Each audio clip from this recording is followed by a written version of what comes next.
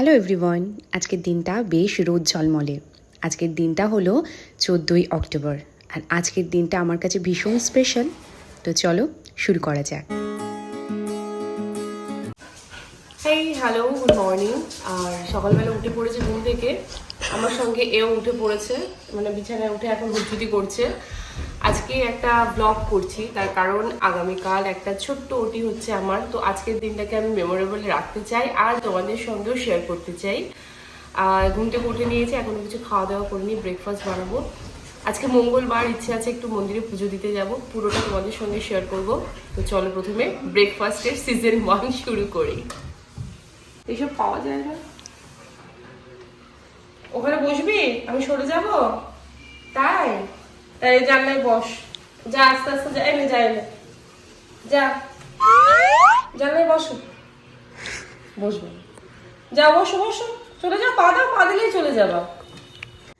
আমরা তো মানুষ, তাই সব কিছু মুখ দিয়েই বলতে হয়। মনের ভাষাটা সাধারণত আমরা কেউই বুঝি না, কিন্তু এই অবুঝ প্রাণীগুলো ঠিক বুঝে যায়। চিকু ঠিক বুঝতে পারছে যে কালকে আমি থাকবো না, আর বাড়িতে এই নিয়ে বেশ তোড়জোড় হচ্ছে। আমার বেশ কয়েকদিন ধরেই অনেক রকম প্রবলেম হচ্ছিল। ডিটেলস কোনো কিছুই তোমাদের সঙ্গে সেইভাবে আমি শেয়ার করিনি, তবে হ্যাঁ, এই একদম বিগত দিনে আমি 2-3টে শর্টস শেয়ার করেছি, তোমরা অবশ্যই দেখো।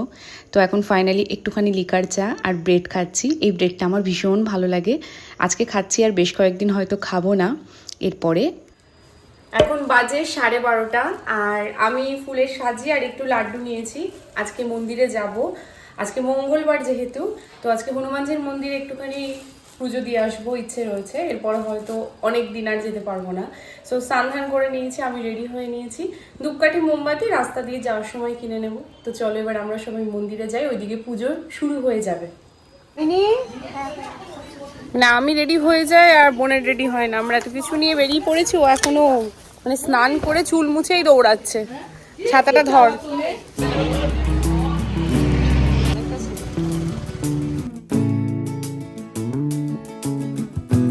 এই হনুমান মন্দিরটি আমার বাড়ি থেকে ওই হাঁটা প্রায় 10 মিনিট পথের দূরত্বে।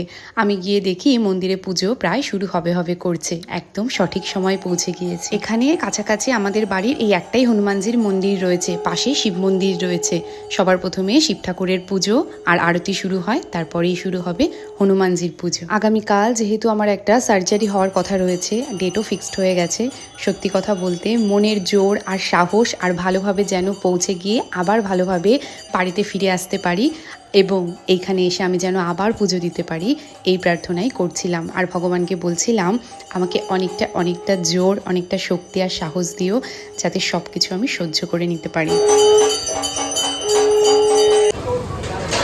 তবে আজ একটা ঘটনা ঘটেছে। আজকে আমি হনুমানজির জন্য শুধুমাত্র লাড্ডু আর ফুল নিয়েই পুজো দিতে গিয়েছি। আমি এই মন্দিরে যতবার এসেছি ততবার হনুমানজির জন্য কখনো পান, কখনো ছোলা গুড় বা ফল, এই সব কিছু নিয়ে যাই, কিন্তু বিশ্বাস করো আজকে না সেরকম কিছু নিতে পারিনি। কিন্তু আজকেই প্রথম আমি ওই মন্দিরটি থেকে অনেক প্রসাদ নিজে হাত ভরে নিয়ে এসেছি। হয়তো এটাই আমার ভাগ্যে ছিল। আমি যেটুকু নিয়ে গেছি তা তো নিয়েই গেছি, হনুমানজি আমাকে দুহাত ভরে আজ অনেক প্রসাদ দিয়েছেন। বাড়িতে এসে সব ভাই বোনদের প্রসাদগুলো বিলি করছিলাম, কারণ অনেক প্রসাদ হয়েছে। পুজো দিয়ে চলে এসেছি, এখন 2:30 বাজে। আর আমাদের এখানে এই হিজলপুকুরের এখানে যে হনুমানজির মন্দিরটা আছে, তোমরা অনেক দেখেছো, আমরা অনেকবার গিয়েছি, অনেক ভিডিওসে দেখেছো। খুব সুন্দর আরতি হয়, পুষ্পাঞ্জলি দেওয়া হয়, চরণামৃত দেওয়া হয়, তারপরে তোমাকে প্রসাদ দেওয়া হয়। আমরা যে প্রসাদগুলো নিয়ে যাচ্ছি, মানে বাটা নিয়ে যাচ্ছি হনুমানজির জন্য, সেগুলো তো নাম্বারিং করে দেওয়াই হয় যাতে হারিয়ে না যায়, সেটা তো তোমাকে ফেরত দেবেই।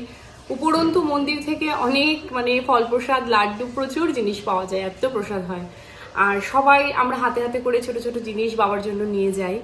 আর অঞ্জলি এত ভালো ওখানে হয়, একদিন তোমাদের পুরো পুজোটা শেয়ার করব। আজকে আমি আর বোন দুইজনেই স্নান করে গিয়েছি, দুইজনেই পুষ্পাঞ্জলি দিয়েছি, তাই আমরা মানে শর্টগুলো তোমাদের জন্য নিয়ে আসতে পারিনি।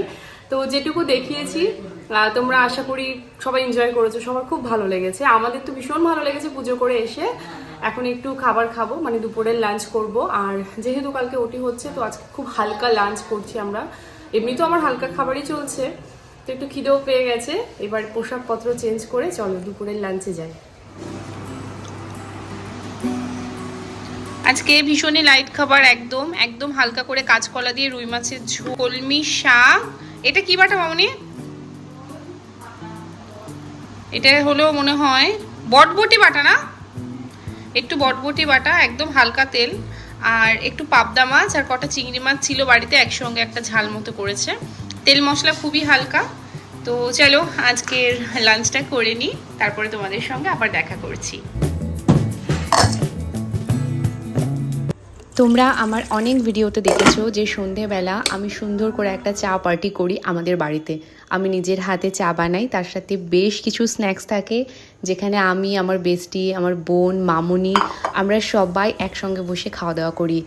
এই আজকের চাটা আর এই মুড়ি মাখাটা আমি করে নিয়েছি, লিকার চা সাথে একটু মুড়ি মাখা করেছি, কারণ এরপরে কাল যেহেতু আমি নার্সিংহোমে ভর্তি হব, আগামী বেশ কয়েকদিন হয়তো জানি না কি হবে, কিন্তু এইটুকু জানি যে এই ধরনের খাবার দাবার আমি নিজে উঠে হয়তো আর বানানোর অবস্থায় থাকবো না।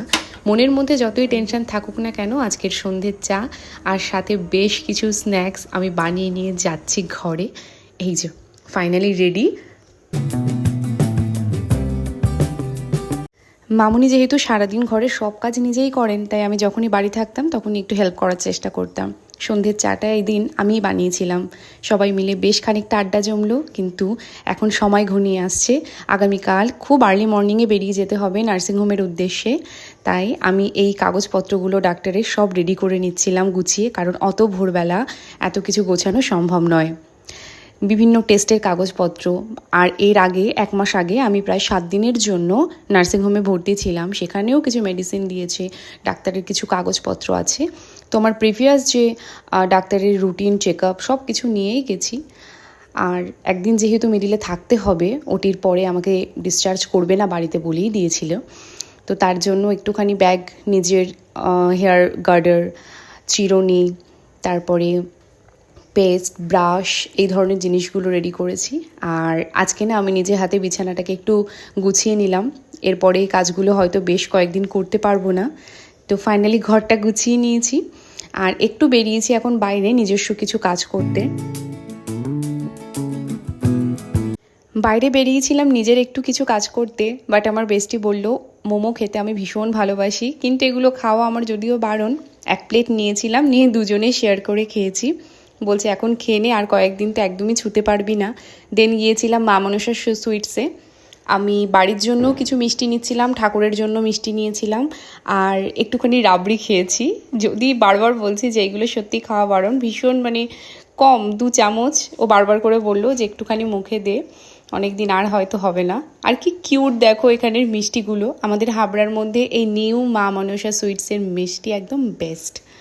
আর ফাইনালি না চিকুর জন্য আমি কিছু শপিং করে এনেছি।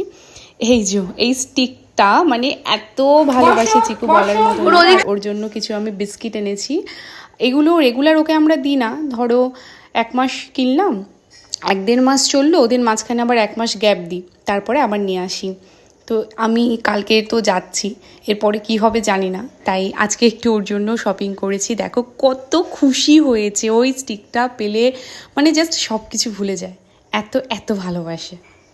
খাওয়া দাওয়া করেছি রাত্রিবেলা, একদম হালকা ভাত, ডাল, আলু সেদ্ধ। আর কালকে যেহেতু আর্লি মর্নিংয়ে আমাকে ভর্তি হতে বলেছে হসপিটালে, তাই আজকে রাতে 10টার মধ্যে বলেছে ডিনার কমপ্লিট করতে। একটুখানি স্কিন কেয়ার করছি, হ্যাঁ জানি এত কিছুর মধ্যেও করছি, কারণ আগামী বেশ কয়েকদিন আর এই সব কিছু হবে না। তবুও চলো স্কিন কেয়ার করলাম, মনে অনেক জোর নিলাম, ঠাকুরের উপর অনেকটা ভরসা রাখছি। বুকটা ভীষণ দুরু দুরু করছে, কিন্তু কিছু করার নেই, রোগ হলে তার সলিউশন তো করতেই হবে। তোমরাও ভীষণ ভালো থেকো আর হ্যাপি থেকো। আচ্ছা, আর একটা কথা বলবো, এই যখন নার্সিংহোম বা হসপিটালে এরকম কোনো ওটির ব্যাপার থাকে, তখন তোমাকে নেল পলিশ বা তোমার বডিতে কোনো অর্নামেন্টস, যেমন গলার চেন, ইয়াররিং বা এই যে ফিঙ্গার রিং, কিচ্ছু যেন না থাকে। তাই আমি নেল পলিশ তুলে সব ইয়াররিং পত্র খুলে লকারে রেখে ঠাকুরকে প্রণাম জানিয়ে ফাইনালি চলো আজকে তো শুয়ে পড়ি। তোমাদের সঙ্গে আবারও দেখা হবে, আর এর ডিটেলস ভিডিও পরবর্তীকালে আমি অবশ্যই নিয়ে আসবো।